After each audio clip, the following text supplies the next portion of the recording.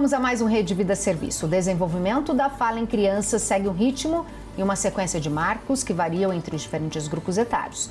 Ao longo dos primeiros anos de vida, os bebês e crianças passam por diversas etapas, como a produção de sons, balbucios, o surgimento das primeiras palavras, a construção de frases simples e o aumento do vocabulário.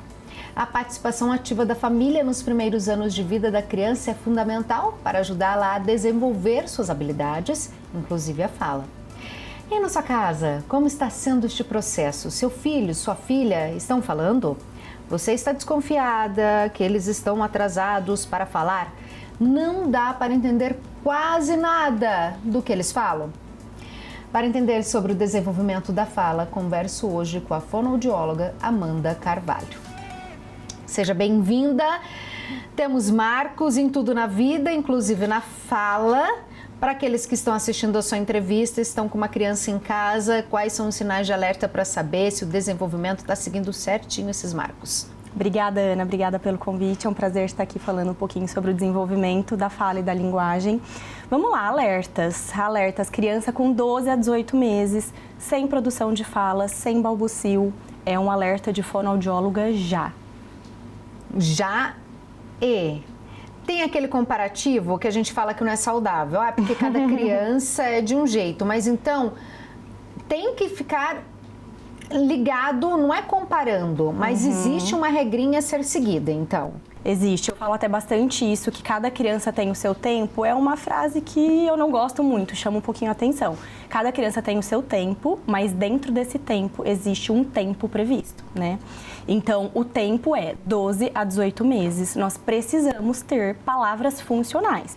Mamã, papá, apontar, olhar, desejar se comunicar, né? E o marco de alerta para isso é aos 12 aos 18 meses, entre 12 e 18 meses.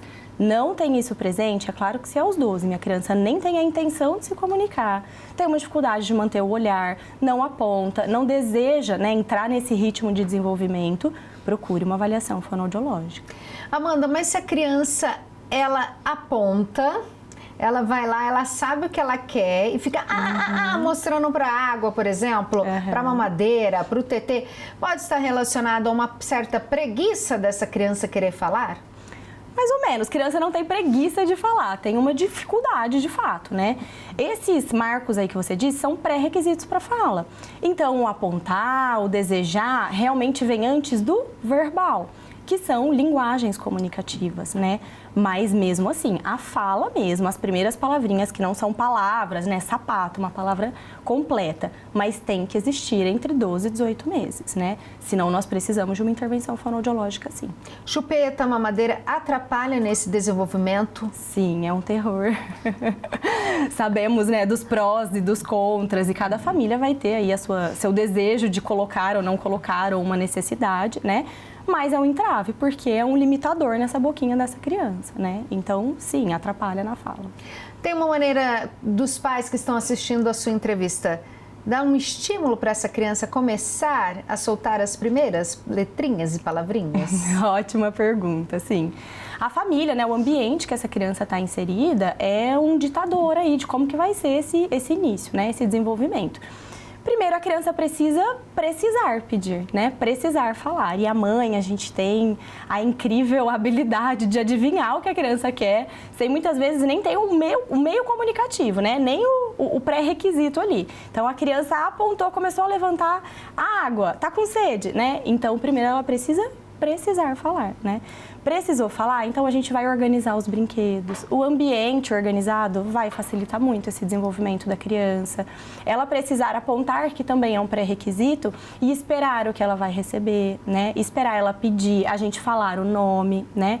A estimulação, a casa, o ambiente vai ser um ditador nesse pré-requisito de início dela.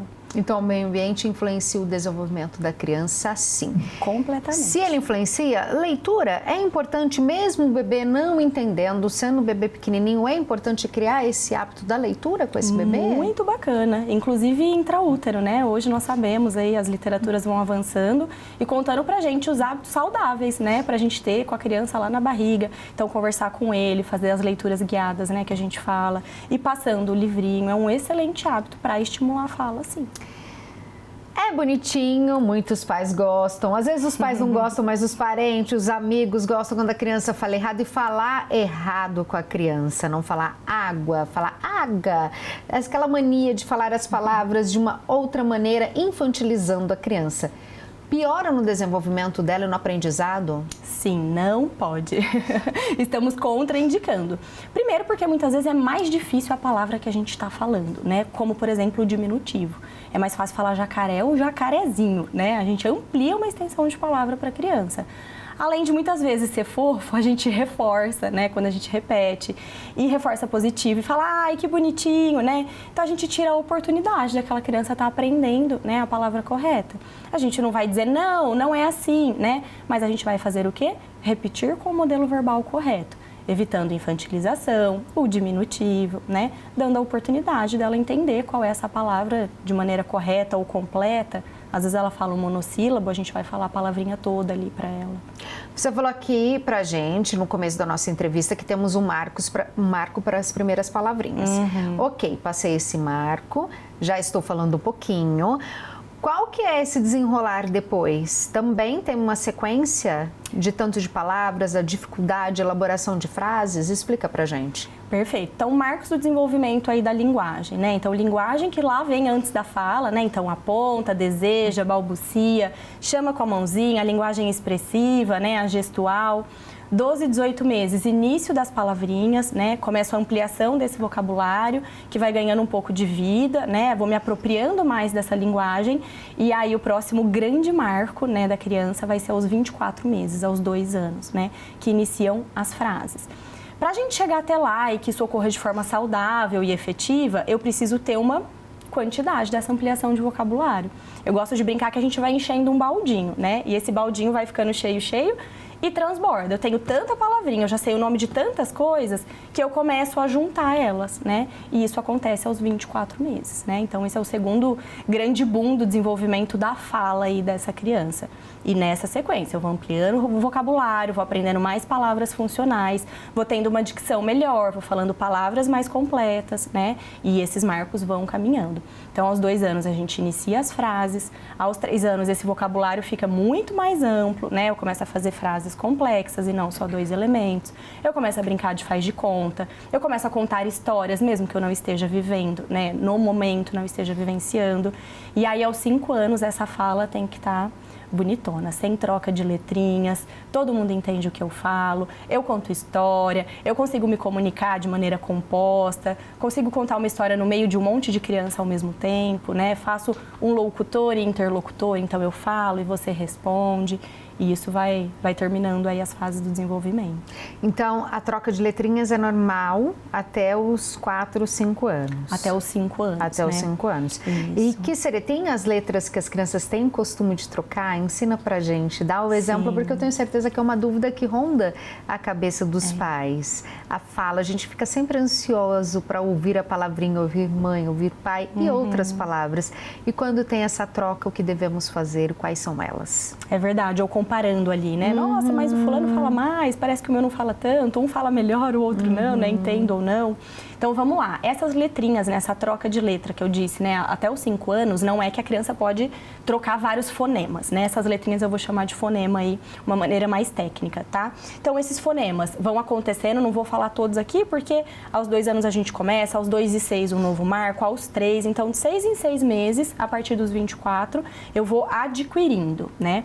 Os primeiros foneminhas aos 18 meses, que é quando surgem, né? Essa fala, essa linguagem, é o b e o mã, ou seja, as primeiras palavrinhas é o mamã, é o bó para bobó, né? E isso vai sequencialmente se preenchendo. Aos 4 anos e 6 meses, a criança entra no período de aquisição do último grupo, que são os grupos consonantais que a gente chama. Então, é o R e o L ao meio das palavrinhas, então um encontro consonantal. Então, o tigre, o planta, né? Um grupo composto ali. Não quer dizer que aos 4 e 6 eu posso trocar vaca, por exemplo, para faca, né? Ou que eu posso tapo para sapo, né? Então, é importante sempre estar atento a esses marcos. A escola é um excelente aliado para saber e posicionar essa família, né? Principalmente lá na pré-alfabetização dessa criança, reconhecimento de letras, porque aos 4 e 6 ela vai iniciar uma fase final, Mas para essa fase final tá bonitinha aí, eu tenho que ter passado por todo esse processo, né, ao longo da aquisição dos fonemas aí. Isso que eu ia te perguntar sobre o papel da escola, porque o trocar as letrinhas, o não se desenvolver na fala, atrapalha no desenvolvimento de aprender dessa criança, Amanda? Completamente, né? Nosso método de alfabetização, a gente aprende a escrever como a gente fala, né? Então, a professora que está lá na frente, ensinando essa criança a reconhecer letras, fazer uma pré-alfabetização ali, a professora vai lá e fala, vamos escrever cola. E a criança, ao invés do c, faz uma troca por um outro fonema. Então, virou bola ao invés de cola. Uma única letrinha, né, que nós trocamos lá. Então, isso vai totalmente, a troca da fala, a maioria das vezes vai para a escrita. Então, esse período de alerta aí, tanto para a família quanto para a escola, é entre 4 e 6 meses, né? Ver se essa criança está apta, né, a adquirir esses fonemas esperados e está tudo bem para esse processo de alfabetização ocorrer, né? Porque senão é a hora da gente conseguir correr atrás aí, né? Para evitar aquele prejuízo. Dificuldade na escrita, aí começa a ir mal na escola, aí acha difícil, aí sofre o bullying, aí eu não quero mais ir para a escola porque é difícil aprender, eu não consigo escrever, meus amigos sabem e eu não, né? Aí essa bola de neve vai girando e vai acoplando essas dificuldades aí, né, no desenvolvimento como um todo, seja na alfabetização, na fala, né, porque um é completamente interligado aí no outro. Se é interligado, esse atraso na fala, ele pode estar associado a algum tipo de doença? Sim, por exemplo, as síndromes, prematuridade, né? Hoje a literatura traz uma gama alta pra gente de coisas, né? Situação de alerta desde o nascimento. Acho que é isso que você quis dizer, desde o nascimento. Sim, então bebês, né? Prematuros extremos ou sindrômicos ou com alguma má formação, com questões ali congênitas ao nascimento, muitas vezes, né? Na maioria nós esperamos que eles saiam com encaminhamento multidisciplinar da maternidade, né? Que muitas vezes vai começar com fono pela amamentação, né? Depois pela deglutição, então, talvez ele ficou entubado, estubou, o processo de deglutir, de passar, né? Tentar aleitar o leite da mãe ali. Depois, provavelmente vai para físio, para os marcos motores, né? Então, sim, nós sabemos de uma alta gama aí, né? Que o bebê sai e é importante esse acompanhamento multidisciplinar o quanto antes, desde o início da vida dele. Mas se os pais não têm esse diagnóstico, por exemplo, pode ter uma criança que tem uma perda auditiva, que não fez um exame. A gente sabe que a gente mora num país de várias realidades. Nem todo mundo, mesmo sendo um exame que tem que ser feito na maternidade, exames que precisam ser feitos na maternidade, a gente sabe que a realidade não é essa. A gente vive num país que nem todo mundo tem o mesmo acesso.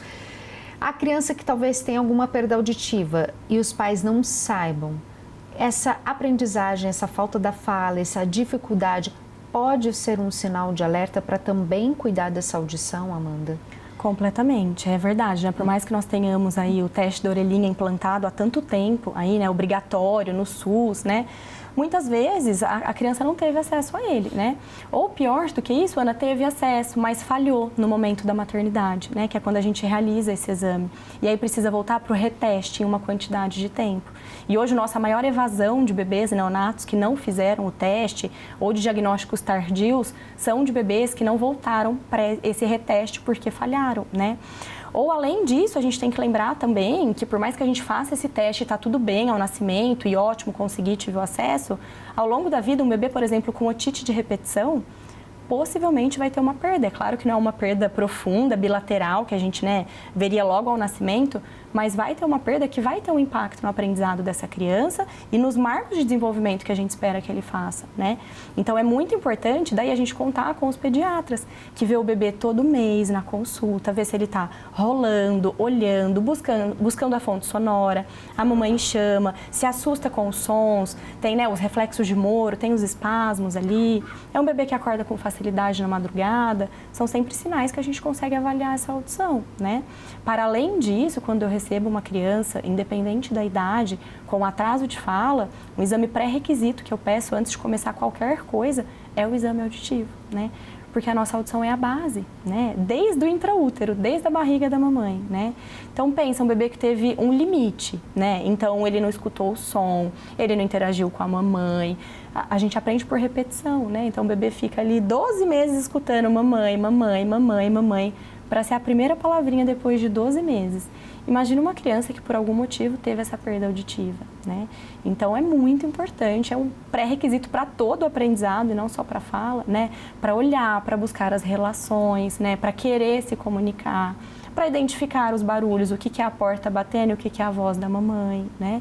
Então a audição é nosso aliado para todo o desenvolvimento infantil, além da fala, né? Olha que importante isso. Então você em casa que está com o seu filho ou sua filha está com esse atraso, ou você conhece alguém com esse atraso, dê esse conselho, fale para procurar um fono, pede ajuda do pediatra, mas vai também investigar sobre a audição. É um conjunto para ajudar essa criança a desenvolver e conseguir ir na escola participar das atividades que ela precisa participar.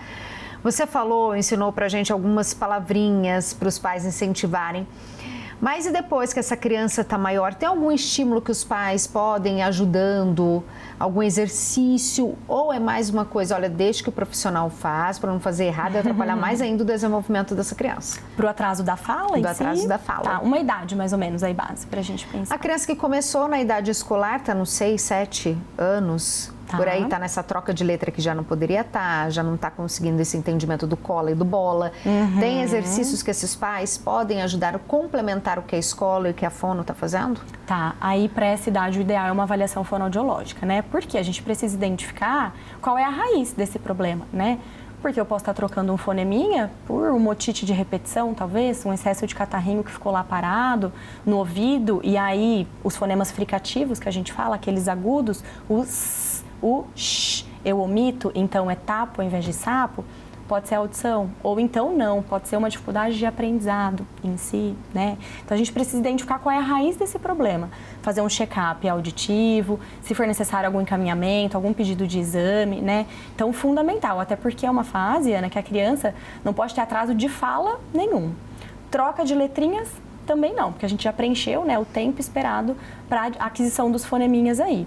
Processo de alfabetização já está 1000, né? Reconhecimento de letras aos 4 e 6, 5, junção silábica 5 e pouco. Então, essa criança já vai estar com um atraso importante, né?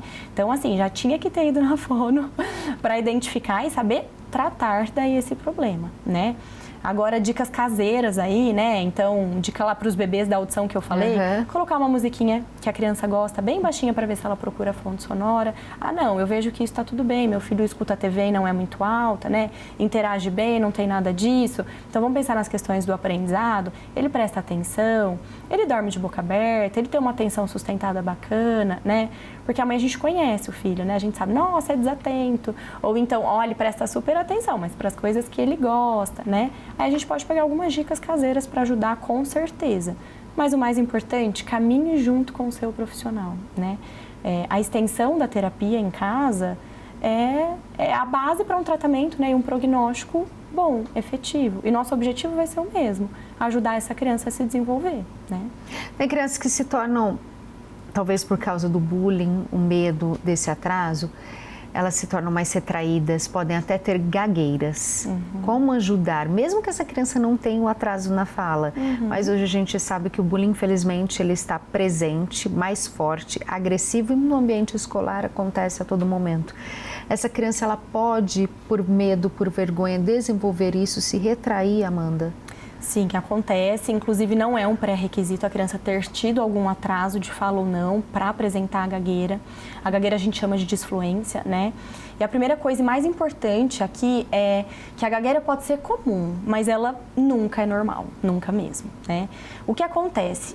Entre o período de 2 e 3 anos, a criança tem uma ampliação de vocabulário muito grande, né? Que é aquele período que a gente começou dizendo que ela vai ter o início das frases, ou seja, eu já sei tantas palavrinhas que eu começo a falar as frases. E às vezes ocorre uma organização um pouco mais demorada entre 2 e 3 anos. Então, por isso que eu disse que talvez seja mais comum você encontrar uma criança disfluente entre 2 e 3, né? Mas não é normal. Se fosse normal, todos nós teríamos sido gagos nessa fase, enfim, e seria uma coisa de fato normal. Não é.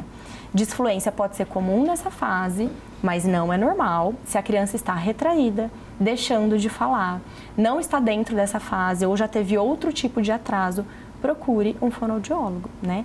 para que a gente saiba orientar essa família. Ah, não, é quando a criança está ansiosa, né? São questões relacionadas ao psicossocial, psicoemocional, ou então não, nossa, não, é uma criança que não tem uma organização, uma quantidade de palavras esperadas e ela quer falar, às vezes, uma fluência que ela não tem, né? Então a gente precisa entender para orientar essa criança. Mas a gagueira não é normal, né? Como a gente ouve muitas vezes, é normal, já passa, passa sozinho, tira os testes caseiros. A gente normaliza muitas coisas, né? É verdade. Isso é muito ruim. Imagina no âmbito coletivo, a criança tentando falar, se comunicar. O âmbito coletivo tem um boom de estímulos. Então, a professora que chama, a tia que ajuda ali a auxiliar, o amiguinho que um grita, o outro bate o brinquedo, né? Aos 2 e 3 anos ali, o outro já está falando um pouco melhor, tem o barulho da salinha. Imagina a quantidade de estímulo e a criança tentando se organizar nisso tudo, né? E aí, a hora que eu vou tentar falar, ninguém me entende, né? Ou eu fico né? Então, isso é muito ruim para a criança, né? Muito ruim. Então, ela vai ficar muitas vezes tímida, retraída, vai entender que é difícil, que eu não consigo, né? E aí piora. Às vezes a gente vai tentando ajudar e vai piorando, porque a gente fala, calma, respira, fala devagarzinho que a tia vai entender, né? É muito difícil. Muito difícil. Amanda, e a linguinha presa?